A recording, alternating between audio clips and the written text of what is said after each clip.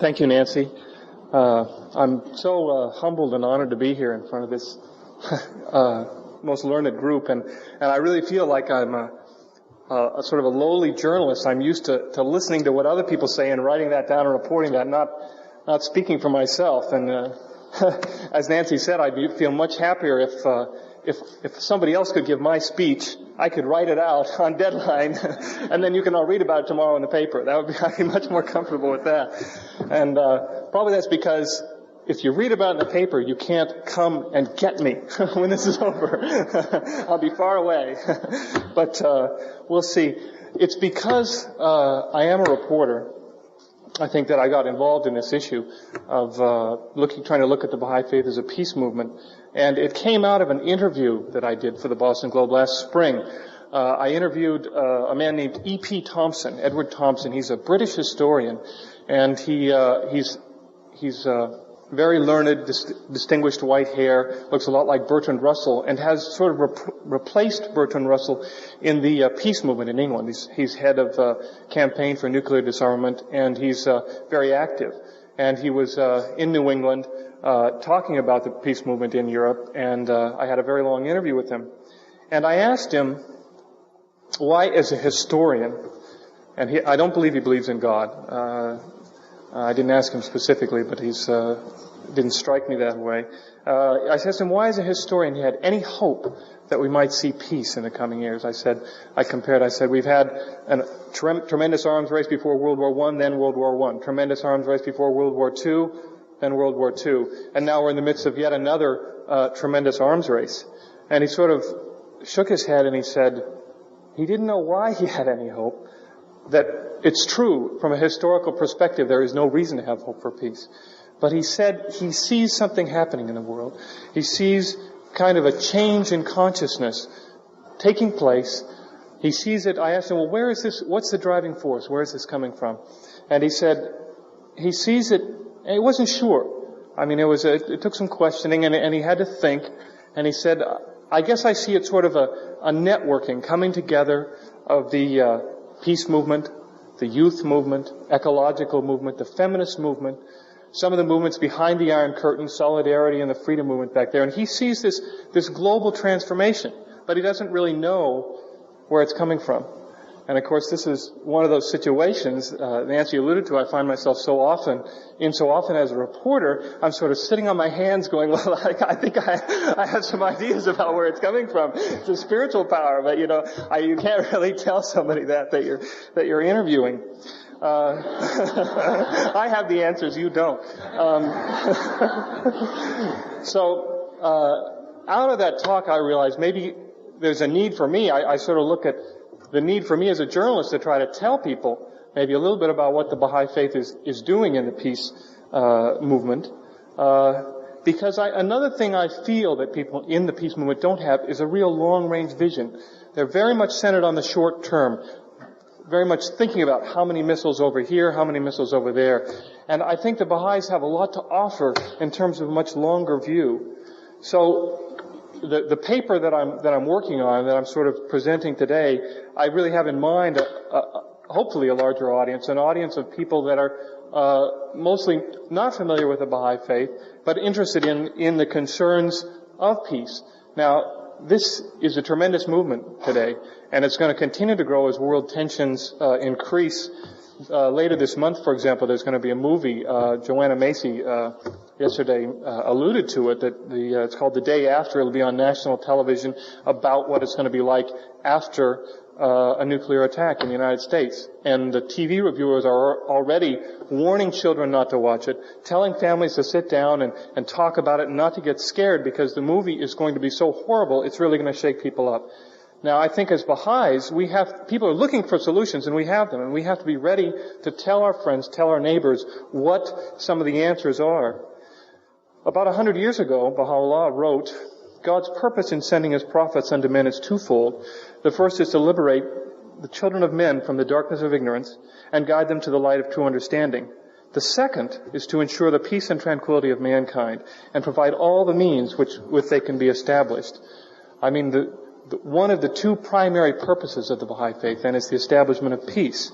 And I think it's important as I see the peace movement, as I've become involved in the Baha'i faith, it's dawned on me that what the Baha'i faith really is it's a worldwide grassroots movement that embodies some of the best of peace plans of past and current thinkers, yet it doesn't take them in, it has them on its own, because more than just another religion, the Baha'i faith is a supremely well organized worldwide grassroots movement to end war, and most importantly, it has the spiritual power to fundamentally transform mankind's collective consciousness and establish a firm foundation for lasting peace. Now, as I said, I'm going to try to take the idea that I'm a detached reporter and try to tell you what I see the Baha'is doing in the field of peace. Pretend I'm just reporting. I'm not really a Baha'i. I'm not biased at all. Understand that. First of all, in the peace movement, there is a growing recognition that the status quo has failed. I mean, people understand that diplomatic proposals have failed. One writer, Sidney Lenz, who's editor of The Progressive, noted that since 1945, since the development of the atomic bomb, there have been more than 6,000 diplomatic meetings between the United States, the Soviet Union, and other parties. And in that time, there has not been one agreement to dismantle any weapon systems. I mean, there have been agreements not to deploy them. There have been things like the hotline, but they have never actually taken apart a bomb as a consequence of the peace agreement. And so we are at the point today, where I'm sure many of you are aware, where the world is on the brink of being destroyed 14 times over or something if the bombs are ever unleashed. So the peace movement is beginning to see that the status quo has failed, and there have to be other solutions. And I think to summarize what many people like Edward Thompson, who I mentioned at the beginning of my talk, people like Jonathan Schell, who wrote the book The Fate of the Earth, they're calling for three things. They're saying we need a new kind of thinking in the world if we're to have peace. They say there's a need for a new political order. The old world order has failed. And they say that what we really need is a worldwide grassroots movement, a welling up of public opinion to change things. Now, the question is, what is new thinking? I mean, there are many writers that are proposing it, many writers that don't propose it, that say there's this need, but they don't really know what it is. I mean, there's a lot of people that there's some artists, for example, that I'm thinking of conceptual artists now. There's some conceptual artists in New York recently that a man and a woman who chained themselves together, and they're going to live that way for a year, as a statement on the alienation of society. Now, is this new thinking? I don't think this is the kind of new thinking we're talking about.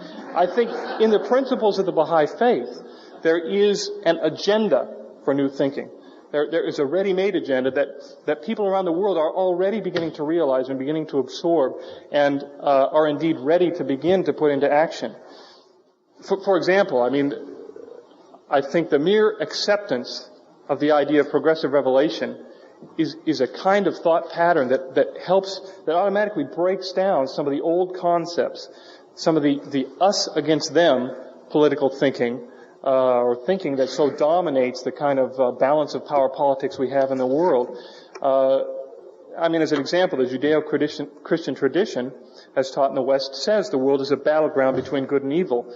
And we see this dichotomy then of heaven and hell, good and evil, us and them, capitalists versus communists, and so forth in the world.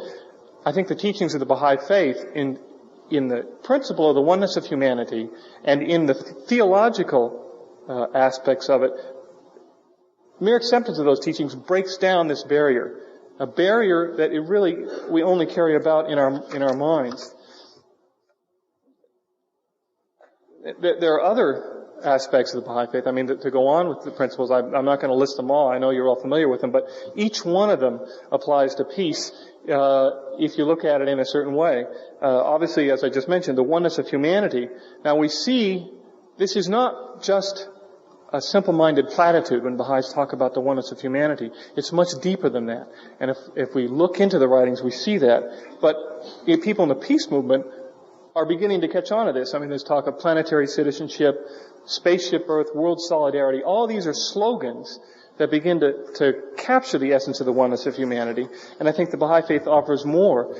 The oneness of humanity, one aspect of it is the sense that whatever harms anyone or any individual, any group, also harms the whole earth, harms everybody. And this is one kind of new thinking we have to move to. This concept implies, writes Shoghi Effendi, a wider loyalty to the world at large that insists on, quote, the subordination of national considerations and particularistic interest to the imperative and paramount claims of humanity as a whole. Inasmuch as in a world of interdependent nations and peoples, the advantage of the part is best reached by the advantage of the whole. This one understanding in itself, of course, could bring peace if the leaders of the world truly imbibed it and acted upon it. I mean, what leader could press the button or move any of the machinery towards war if he understands that the people in the other country are truly his brother? But I think there's other aspects of the Baha'i principles that contribute to peace. The equality of men and women. This has been a growing movement throughout this century, and especially the feminist movement has taken on a new furor since the 1960s. But it's also part of the peace movement, and just recently in the peace movement at large are we seeing this take effect. Take in upstate New York, the Women's Peace Camp, where women gathered to try to show a new way to peace and camped outside where they're storing cruise missiles. We can also see recent polls. The pollsters are now talking about a thing called the gender gap. And many of the current administration's political advisors are worried about this because they're finding that women, much more than men, dislike a political candidate who is warlike, whatever that means, seems warlike. And pollsters are saying this is going to play a critical part in the next election. Now, as Baha'is, we know that Abdu'l-Baha referred to this more than 60 years ago when he was in this country. He said, when perfect equality shall be established between men and women, peace may be realized for the simple reason that womankind in general will never favor warfare. One will not be willing to allow those whom they have so tenderly cared for to go to the battlefield. When they have a vote, they will oppose any cause of warfare.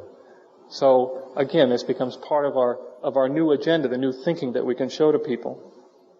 Elimination of wealth and poverty is an obvious principle. Other speakers have talked about it in relationship to peace here, but anyone can understand the connection that we have to have justice in the world to have peace.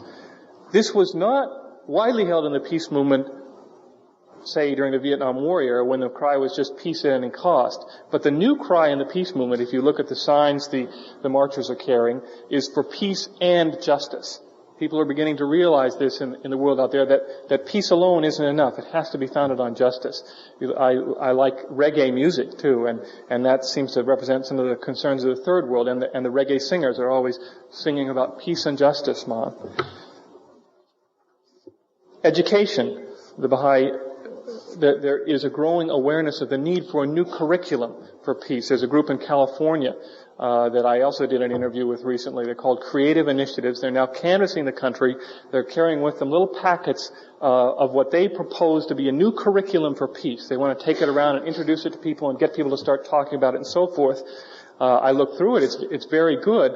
They don't really know what their foundation is. Again, they're taking different writings from Einstein, Albert Schweitzer here and there, trying to put it together. The Baha'is, I submit, already have a ready-made curriculum for peace. And we need this curriculum because so much of the world out there already, there's a curriculum for war. We can look any nightly news program, you'll see young children in some of these war-torn countries carrying rifles. Or I just read recently in the Soviet Union, the children for school sports are trained to throw little mallets that are shaped like hand grenades. And the reporter asked them, is this considered warlike? And they said, no, this is just part of school sports. Don't you have the mallet or hand grenade throw in the United States? Don't the children do that? I mean, so all around the world there's this curriculum for war. We need to have a counter curriculum for peace.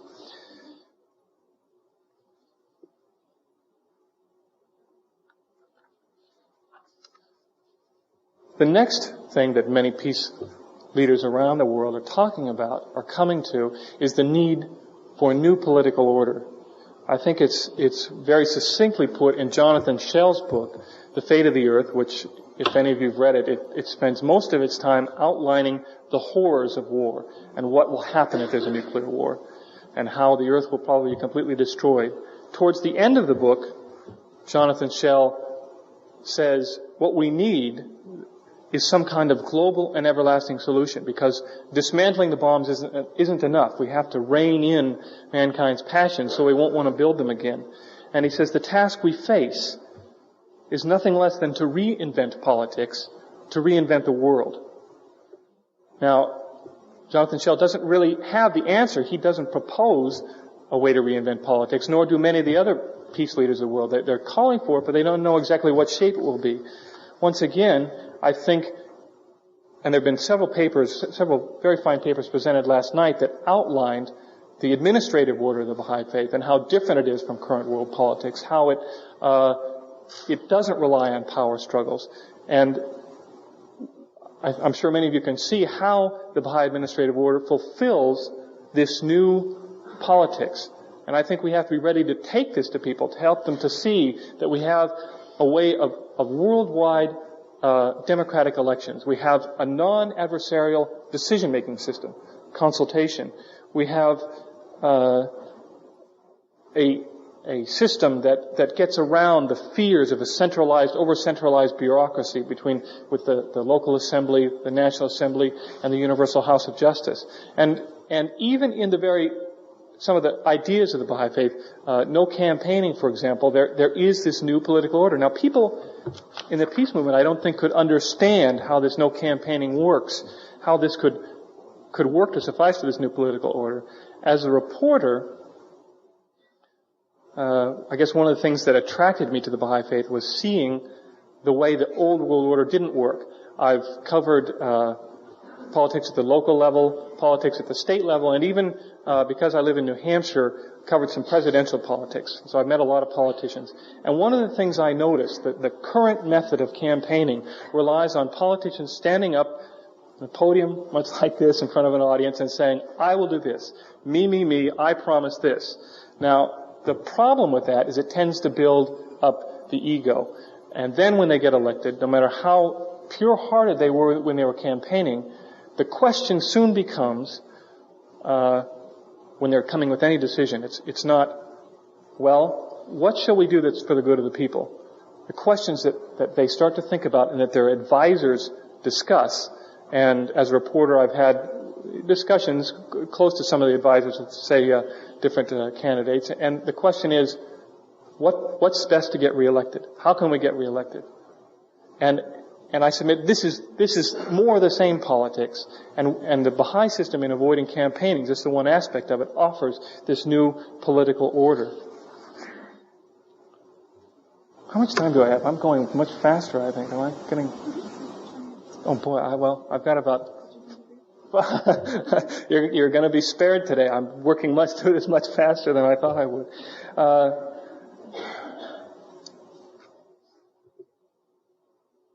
Finally, I think the Baha'i faith answers this call that the people in the peace movement are referring to when they call for a worldwide grassroots movement. Now, even back in the 1940s, Albert Einstein, late 40s and 50s, he wrote extensively on peace, and he noted that the status quo is not doing it, that peace cannot be left up to the generals, the senators, the diplomats.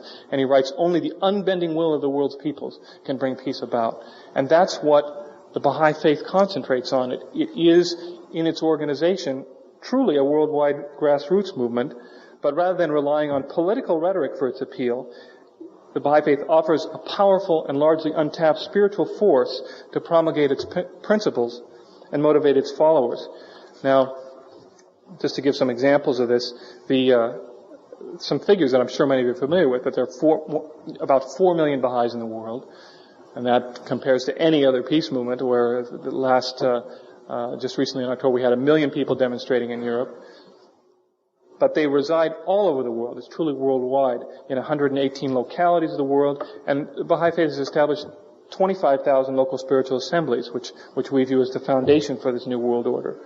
Now, I think we can consider Baha'i firesides, as sort of the ultimate organizational tool for peace. What peace leader and peace organization wouldn't love to have the kinds of dedicated followers that we have, that are out trying to contact their friends and neighbors, inviting them to their homes, hopefully once a week, certainly every 19 days, having them sit down and talk about any one of these principles, which all are principles for peace. So we have here a worldwide organization right under the noses of the people in the peace movement who are calling for this kind of grassroots movement for peace. It's being built up under their very eyes. I think, for example, there's another measure of this dedication that the Baha'i faith offers. And remember, I'm not really bragging about the Baha'i faith. I'm just reporting as a journalist. I'm not trying to tell you what a wonderful thing it is. I'm just saying, here's what's happening for the peace movement. Now, the United States in the 1960s said something has to be done around the world for development and peace, and they developed the Peace Corps out of that.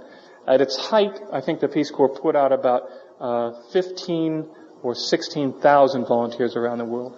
Currently, the Peace Corps has about 5,000 volunteers around the world. They're paid. They're in 60 countries.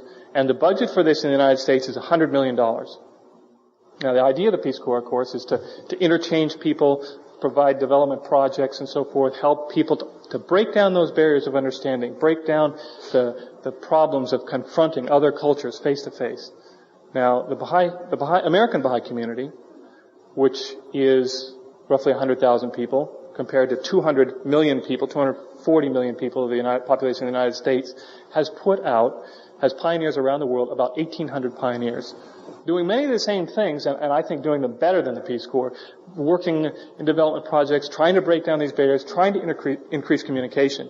Now, the budget for this, I don't know what the National Assembly spends to administrate this, but the budget is almost nothing. So